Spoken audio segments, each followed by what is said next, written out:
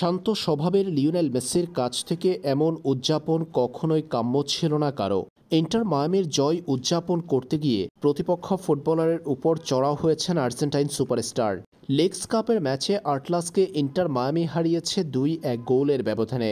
এই জয়ের পর ভিন্ন এক মেসিকে দেখা গেল মাঠে। এক ম্যাচের নিষেধাজ্ঞার পর মাঠে ফিরেই আটলাসের বিপক্ষে ইন্টার মায়ামিকে জিতিয়েছেন মেসি। 8বারের ব্যালন ডিওর জয়ী এদি দলের করা 2 গোলের দুটাতেই করেছেন অ্যাসিস্ট। জোড়া অ্যাসিস্ট করে ইন্টার মায়ামির জয়ে বড় ভূমিকা রেখেছেন মেসি। এই ম্যাচে শেষ বাঁশি বাজার পর প্রতিপক্ষ ফুটবলারের উপর চড়াও হয়েছেন লিও। এদিন আটলাসের উরুগুয়ান ফুটবলার কোকেরোর দিকে তেড়ে যেতে দেখা গেছে মেসি ও রড্রিগো দি পলকে। জয়ের উদযাপন করতে গিয়ে প্রতিপক্ষ ফুটবলারের সাথে আগ্রাসন দেখিয়েছেন এই দুই আর্জেন্টাইন। মেসিকে এ সময় দেখা গিয়েছিল বেশ আগ্রাসী। মেসির উদযাপনের ভাষা সীমানা অতিক্রম করায় সামাজিক যোগাযোগ মাধ্যমে ভাইরাল হয়ে পড়েছেন এই কিংবদন্তি ফুটবলার। মেসির এমন উদযাপন নিয়ে পক্ষে বিপক্ষে মন্তব্য করছে সবাই। আর্জেন্টাইন ফরওয়ার্ড অবশ্যই ম্যাচ শেষে এই উদযাপনের জন্য প্রতিপক্ষ ফুটবলার কোকেরোর কাছে ক্ষমাও চেয়েছেন।